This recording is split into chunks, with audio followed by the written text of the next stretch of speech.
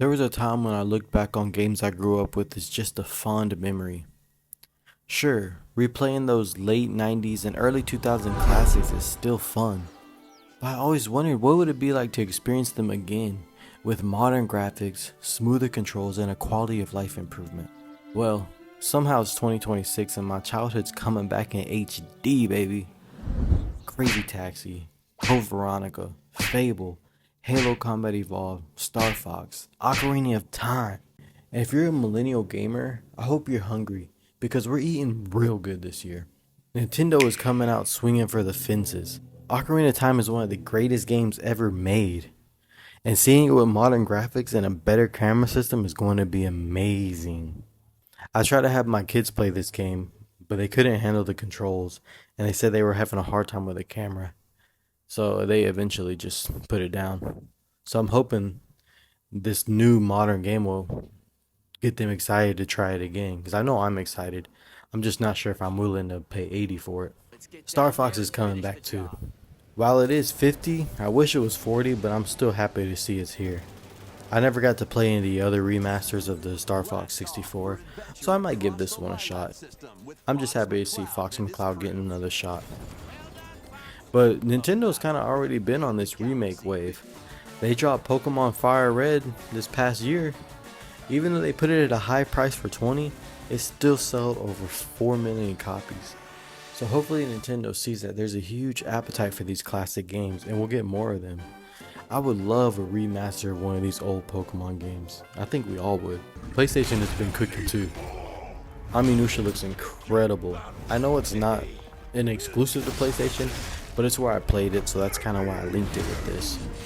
With the crispy visuals and the smooth combat, I already know that game's going to be on top, especially with the effects from the magic abilities he has. Tomb Raider is another game that's coming out. When I think PS1 era, I think Tomb Raider. We don't really get that many Uncharted like we used to back on PS3, PS4 days, so I'll gladly take a Tomb Raider. And we got the God of War trilogy coming out. I used to love playing these games growing up. The modern God of War games are fantastic, but the trilogies just hit different. Personally, I would love to see a Tony Hawk Underground remake or even a new FIFA Street game. Xbox is bringing back some classics as well. We got Crazy Taxi, which is such an important game. And honestly, it deserves its own video someday.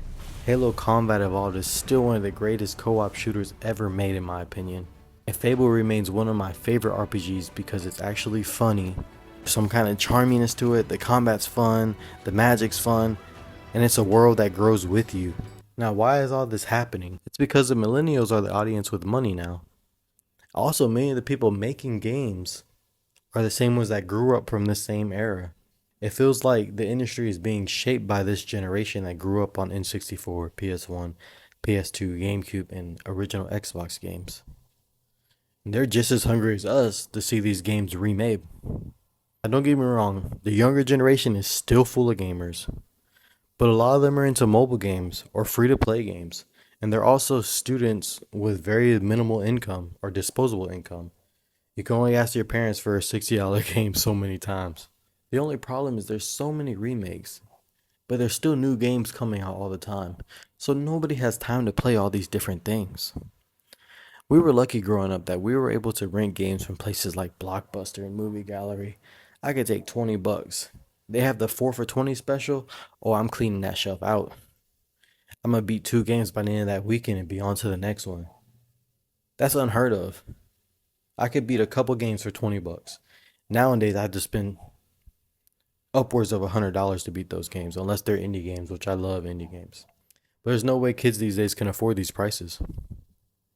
Maybe the one thing I miss more than these remakes is being able to rent these games every weekend from Blockbuster. Well, that's all I got for you. Hope you enjoyed today's quest. I'll catch you on the next one.